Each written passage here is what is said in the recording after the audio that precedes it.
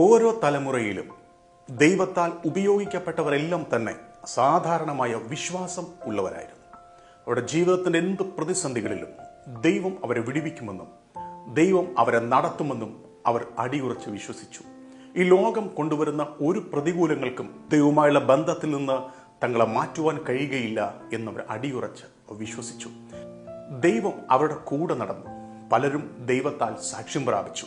കാലഘട്ടത്തെ ചലിപ്പിച്ചവരായിരുന്നു. ആ തലമുറയിൽ ദൈവത്തോടൊപ്പം നടന്ന് ദൈവത്തിനു വേണ്ടി നിന്ന് അത്ഭുതങ്ങളും വീര്യപ്രവർത്തികളും ചെയ്തവരായിരുന്നു. ദൈവം അവരോട് പറഞ്ഞ വാഗ്ദത്തങ്ങളിൽ അടിയുറച്ച് വിശ്വസിക്കുന്നവരായിരുന്നു. ദൈവം അവരോട് പറഞ്ഞ ചെറിയ കാര്യം പോലും വളരെ പ്രാധാന്യത്തോടുകൂടി ആഴമായി വിശ്വസിച്ച് അതിനുവേണ്ടി കാത്തിരുന്നവരായിരുന്നു. അവർ ദേശങ്ങളെ ചലിപ്പിച്ചു, രാജ്യങ്ങളെ ചലിപ്പിച്ചു. വിശ്വാസ വീരന്മാർ എന്ന പട്ടികയിൽ പലരും കയറിക്കൂടി. ദൈവം അവരുടെ ദൈവം എന്ന് പറയാൻ ലജ്ജിക്കുന്നില്ല എന്ന് തിരുവചനം പറയുന്നു. പഴയ നിയമ ഭക്തന്മാരെ നോക്കിക്കഴിഞ്ഞാൽ ആഴമായ അസാധാരണമായി ദൈവവുമായി ബന്ധമുള്ളവരായിരുന്നു. അവർക്ക് എല്ലാം ദൈവമായിരുന്നു. ദൈവത്തിൽ മാത്രം ആശ്രയിക്കുന്നവരായിരുന്നു. അവരുടെ ജീവിതം നോക്കിക്കഴിഞ്ഞാൽ അങ്ങനെ തന്നെ നമുക്ക് മനസ്സിലാക്കുവാൻ കഴിയും. എബ്രായ ലേഖനം 11-ാം അധ്യായം വിശ്വാസ വീരന്മാരുടെ പട്ടിക നാം ഇങ്ങനെ പരിശുദ്ധാത്മാവ് വരച്ചിട്ടിരിക്കുന്നത് നമുക്ക് കാണുവാൻ കഴിയും. ഹാബേൽ തുടങ്ങി ഹാനോക്ക്, നോഹ, അബ്രഹാം, ഇസഹാക്ക്, യാക്കോബ്, ജോസഫ്, മോശ, ഇങ്ങനെ പരിശുദ്ധാത്മാവ് അഭിഷിക്തന്മാരുടെ പട്ടികകൾ ഇങ്ങനെ വരച്ചിട്ടിട്ടുണ്ട്. അവരെല്ലാം ദൈവത്തെ മുറുകെ പിടിച്ചവരായിരുന്നു. അവരെല്ലാം ദൈവത്താൽ സാക്ഷ്യം പ്രാപിച്ചവരായിരുന്നു. ആ തലമുറയിൽ ദൈവം അവരെ ശക്തമായി ഉപയോഗിച്ചവരായിരുന്നു. ദൈവത്തിന് വേണ്ടി വീര്യങ്ങളെ പ്രവർത്തിക്കുവാൻ ദൈവം തിരഞ്ഞെടുത്ത ആ തലമുറയിലെ അഭിഷിക്തന്മാരായിരുന്നു. പലരും അവരുടെ തലമുറയിൽ മാത്രമല്ല അടുത്ത തലമുറയിൽ കൂടി വിശ്വാസത്തെ പകർന്നവരായിരുന്നു. ഉദാഹരണത്തിന് ജോസഫിനെ എടുത്തു കഴിഞ്ഞാൽ തൻ്റെ പിതാവായ അല്ലെങ്കിൽ തൻ്റെ വല്യപ്പച്ചനായ അബ്രഹാമിനോട് ദൈവം പറഞ്ഞ വാഗ്ദത്തങ്ങളെ അതുപോലെ വിശ്വസിക്കുന്നവരായിരുന്നു ആ തലമുറയിലെ കൊച്ചുമക്കൾ. എന്ന് പറഞ്ഞാൽ വിശ്വാസം എന്ന് പറയുന്നത് അവർക്ക് സകലതുമായിരുന്നു. ദൈവം എന്ന് പറയുന്നതായിരുന്നു അവർക്ക് എല്ലാം. അബ്രഹാമിന് കൊടുത്ത വാഗ്ദത്തം അതുപോലെ വിശ്വസിക്കുന്ന മകൻ ഇസഹാക്ക്, ഇസഹാക്കിന്റെ മേലുള്ള വാഗ്ദത്തങ്ങളെ അതുപോലെ വിശ്വസിക്കുന്ന മകൻ യാക്കോബ്, യാക്കോബിന്റെ വാഗ്ദത്തങ്ങളെ അതുപോലെ വിശ്വസിക്കുന്ന ജോസഫ്. അങ്ങനെ തലമുറകളിലേക്ക് വിശ്വാസത്തെ പകരുന്നവരായിരുന്നു. അവരത് ഉറച്ച് വിശ്വസിച്ചിരുന്നു. അബ്രഹാമിനോട് ദൈവം പറഞ്ഞു, നിന്റെ തലമുറ 400 സംവത്സരം പരദേശികളായി അന്യദേശത്ത് പാർക്കും, അവരെ ഞാൻ 4-ാം തലമുറയെ മടക്കിയെടുക്കും. അത് വിശ്വസിക്കുന്ന കൊച്ചുമക്കൾ ആഴമായി അവർ അതുപോലെ വിശ്വസിച്ചിരുന്നു. ജോസഫിന്റെ അന്ത്യ നിമിഷങ്ങൾ വന്നപ്പോൾ, ജോസഫ് മരിക്കാറായപ്പോൾ, ജോസഫ് തൻ്റെ സഹോദരന്മാരെ അല്ലെങ്കിൽ തന്നോടൊപ്പമുള്ള തൻ്റെ ബന്ധുക്കളെ അടുത്ത് വിളിച്ചിട്ട് അവരോട് പറഞ്ഞൊരു കാര്യമുണ്ട്.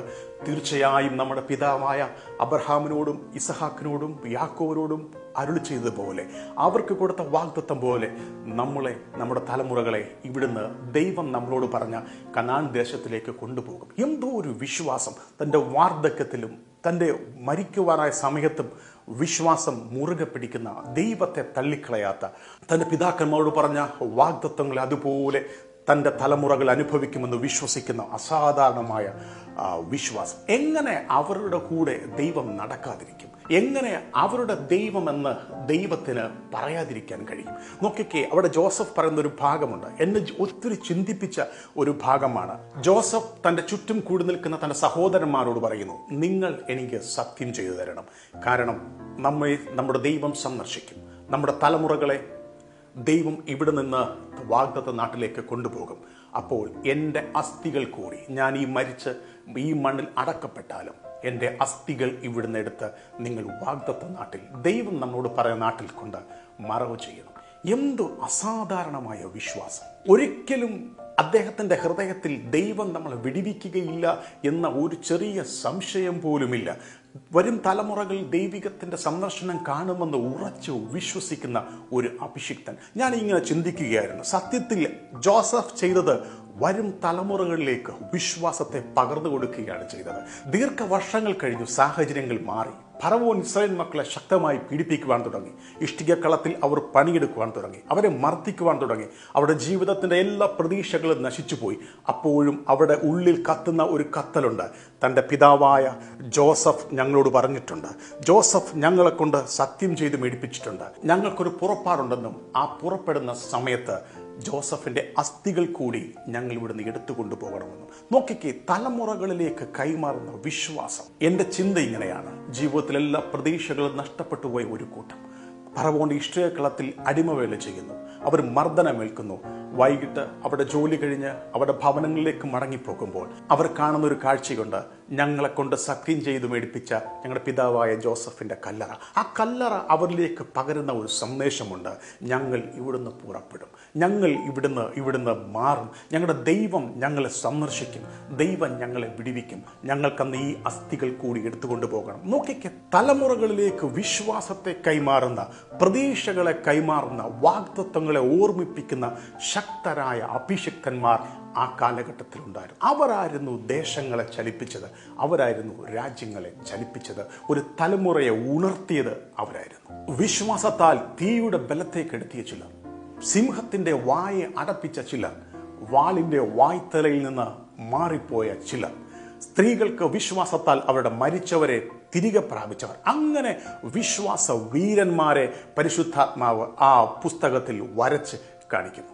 സാഹചര്യങ്ങൾ കൊണ്ടുവരുന്ന സമ്മർദ്ദ നിമിത്തം, ആ കാലഘട്ടത്തിൽ അവർ നേരിട്ട പീഡന നിമിത്തം അവർ വിശ്വസിച്ച ദൈവത്തിലുള്ള വിശ്വാസത്തെ ത്യജിച്ചു കളയുവാൻ ലോകം അവരോട് പറഞ്ഞുകൊണ്ടേയിരുന്നു, സമ്മർദ്ദങ്ങളാൽ പറഞ്ഞുകൊണ്ടേയിരുന്നു. പക്ഷെ അവിടെയെല്ലാം അവർ ദൈവത്താൽ സാക്ഷ്യം പ്രാപിച്ചു. എബ്രായ ലേഖനം 11-ാം അധ്യായം 39-ാമത് വാക്യം പരിശുദ്ധാത്മാവ് ഇങ്ങനെ എഴുതി വെച്ചു: ലോകം അവർക്ക് യോഗ്യമായിരുന്നില്ല. അതിൻ്റെ വേറൊരു ട്രാൻസ്ലേഷനിൽ അത് ഇങ്ങനെയാണ് പറയുന്നത്: അവരെ ഒതുക്കുവാൻ ഉള്ള യോഗ്യത ലോകത്തിന് ഇല്ലാതെ പോയി. ലോകം അവരെ തീവ്രമായി ആകർഷിച്ചു, അവരിലേക്ക് അടുപ്പിക്കുവാൻ ശ്രമിച്ചു. പക്ഷേ ദൈവത്തിലുള്ള വിശ്വാസത്താൽ ലോകത്തെ അവർ പുറന്തള്ളിക്കളഞ്ഞു. പ്രതിസന്ധികളിട്ട്, പ്രശ്നങ്ങളിട്ട് അവർക്ക് ദൈവത്തിലുള്ള വിശ്വാസത്തെ എടുത്തു കളയുവാൻ ലോകം ശ്രമിച്ചു. അവർ വിശ്വസിച്ച ദൈവത്തെ ത്യജിച്ചു കളയുവാൻ ലോകം അവരോട് പറഞ്ഞു. അവർ പറഞ്ഞു, ഇല്ല, ഞങ്ങൾ മരിച്ചാലും ഞങ്ങൾ ദൈവത്തിന് വേണ്ടി ജീവിക്കും. അങ്ങനെയുള്ള വിശ്വാസ വീരന്മാരെ ദൈവം ഈ ദിവസങ്ങളിൽ അന്വേഷിക്കുന്നു. ഈ തലമുറയിലും കർത്താവ് അങ്ങനെയുള്ളവരെ നോക്കുന്നു. പ്രതിസന്ധികളുടെ നടുവിലും വാഗ്ദത്തങ്ങളെ മുറുകെ പിടിക്കുന്ന ഒരു തലമുറയെ.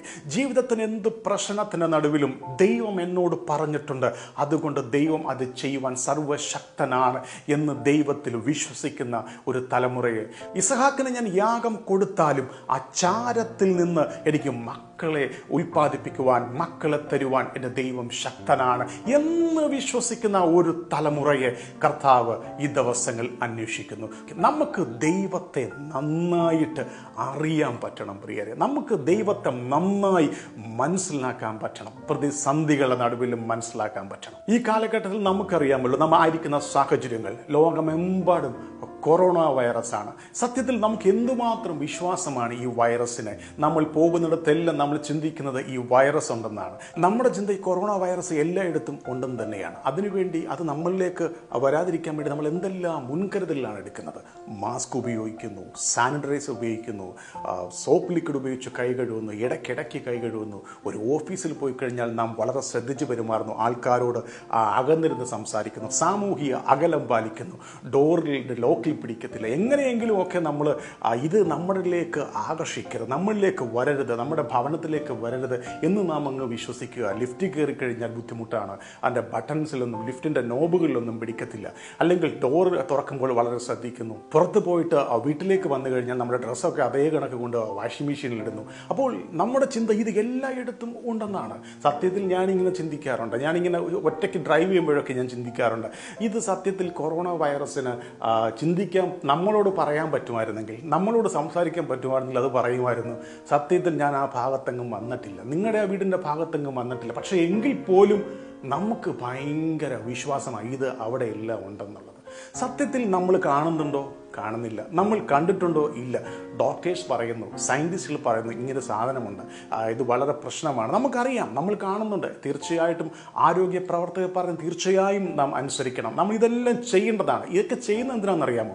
ഇത് നമ്മളിലേക്ക് വരാതിരിക്കാൻ. നമ്മൾ കണ്ടിട്ടുണ്ടോ കൊറോണ വൈറസിനെ? കണ്ടിട്ടില്ല. പക്ഷെ ആരോ പറയുന്നു ഉണ്ട്, അത് ആൾക്കാരെ ബാധിക്കുന്നുണ്ട്, ആൾക്കാർ മരിക്കുന്നുണ്ട്. നമുക്കൊരു ഭയങ്കര വിശ്വാസം നമ്മളിൽ വന്നു, ഇത് എല്ലായിടത്തുമുണ്ട്. നമ്മുടെ പുറത്ത് വന്നു കഴിഞ്ഞാൽ, നമ്മുടെ ഭവനത്തിൽ നമ്മൾ വന്നു കഴിഞ്ഞാൽ അത് ബുദ്ധിമുട്ടുണ്ടാക്കും. സത്യത്തിൽ നിങ്ങളിത് ചിന്തിച്ചു നോക്കിയാൽ നമ്മൾ കാണാത്ത ഈ കൊറോണ വൈറസിൻ്റെ മേലുള്ള ഒരു വിശ്വാസത്തിൻ്റെ പകുതിയെങ്കിലും നമ്മുടെ ദൈവത്തിൻ്റെ മേലുണ്ടെങ്കിൽ ഈ കാലഘട്ടത്തിൽ അത്ഭുതങ്ങളെ ചെയ്യുവാൻ നമുക്ക് കഴിയും. ദൈവം നമ്മളോട് പറഞ്ഞു, കണ്ടാലും ഞാൻ ലോകാവസാനത്തോളം നിങ്ങളുടെ കൂടെയുണ്ട്, ഞാൻ ജീവിക്കുന്നത് കൊണ്ട് നിങ്ങളും ജീവിക്കും. ഈ വാഗ്ദത്വങ്ങളെ ഒന്നും നമുക്ക് വിശ്വസിക്കാൻ കഴിയുന്നില്ല. ദൈവം നമ്മുടെ കൂടെ ഉണ്ട് എന്ന് നമുക്ക് വിശ്വസിക്കാൻ കഴിയുന്നില്ല. പക്ഷേ ലോകം പറയുന്ന കൊറോണ വൈറസിന് ഭയങ്കര വിശ്വാസമാണ്. പ്രിയരെ, ദൈവത്തിൽ നമ്മൾ ഈ ദിവസങ്ങൾ അധികമായി വിശ്വസിക്കാൻ തയ്യാറായാൽ അവൻ നമ്മളെ വഴികളിട്ടേച്ച് പോകുന്ന ദൈവമല്ല. കഴിഞ്ഞ കാലഘട്ടങ്ങളിൽ അഭിഷിക്തന്മാർ ചരിത്രങ്ങളെ സൃഷ്ടിച്ചത് ദൈവത്തിലുള്ള വിശ്വാസത്താലാണ്. നമ്മുടെ ഈ നൂറ്റാണ്ടുകളിൽ അഭിഷിക്തന്മാർ ചരിത്രങ്ങളെ സൃഷ്ടിക്കുന്നത് ദൈവത്തിലുള്ള വിശ്വാസം കൊണ്ടാണ്. ഈ ദിവസങ്ങളിൽ ഒരു അസാധാരണമായ ഉണർവിനെ പ്രതീക്ഷിക്കുന്നവരാണോ നിങ്ങൾ? നിങ്ങളുടെ ജീവിതത്തിൽ വലിയ ദൈവപ്രവൃത്തിയെ പ്രതീക്ഷിക്കുന്നവരാണോ? നിങ്ങളുടെ ഈ പ്രതിസന്ധിയിലും നിങ്ങളൊരു വിടുതലിനെ ആഗ്രഹിക്കുന്നുണ്ടോ? വിശ്വസിക്കുക, ദൈവം പറഞ്ഞതിൽ വിശ്വസിക്കുക. ദൈവത്തിൽ നിന്ന് ഒരു വാക്കെങ്കിലും കേട്ടിട്ടുണ്ടെങ്കിൽ, ഒരു ദൈവ ശബ്ദമെങ്കിലും കേട്ടിട്ടുണ്ടെങ്കിൽ നമ്മുടെ ജീവിതത്തിലെ എന്ത് പ്രതിസന്ധിക്കും, എന്ത് പ്രതികൂലത്തിനും ആ വാഗ്ദത്തങ്ങളെ തടയുവാൻ കഴിയുകയില്ല എന്ന് നാം ദൈവത്തിൽ വിശ്വസിക്കുക. ദൈവത്തിൽ വിശ്വസിക്കുക. കാരണം ദൈവം വാക്ക് മാറ്റുന്നവരല്ല. ദൈവത്തിന് വാക്ക് മാറ്റി പരിചയമില്ല. ദൈവത്തിൻ്റെ മുഖം അന്വേഷിക്കുന്നവനെ ദൈവം ഒരിക്കലും ലജ്ജിപ്പിക്കത്തില്ല. വാഗ്ദത്തങ്ങളുടെ പുസ്തകമാണ്, സത്യത്തിൻ്റെ പുസ്തകമാണ്. ഈ പുസ്തകം നമ്മളെ പഠിപ്പിക്കുന്നു നമ്മുടെ ദൈവം സർവശക്തനത്രേ. അവൻ ഇന്നലെയും ഇന്നും എന്നേക്കും അന്യനാണ്. വിശ്വസിക്കാൻ കഴിഞ്ഞാൽ, നമുക്കൊന്ന് ദൈവത്തെ അറിയാൻ കഴിഞ്ഞാൽ, ദൈവത്തെ ആഴമായി ഒന്ന് മനസ്സിലാക്കാൻ ശ്രമിച്ചാൽ നമ്മുടെ ജീവിതത്തിൽ നാം അത്ഭുതം കാണാൻ പോകുന്നു. ഈ തലമുറയിൽ ദൈവം വലിയത് നമ്മളെ കൊണ്ട് ചെയ്യിക്കാൻ പോകുന്നു. ഞാൻ നിങ്ങളെ അതിലേക്ക് സ്വാഗതം ചെയ്യുന്നു. ഈ ദിവസങ്ങളിൽ നമ്മുടെ ചിന്തകൾ മാറട്ടെ, നമ്മുടെ ദൈവത്തിൽ ആശ്രയിക്കുന്ന രീതി മാറട്ടെ.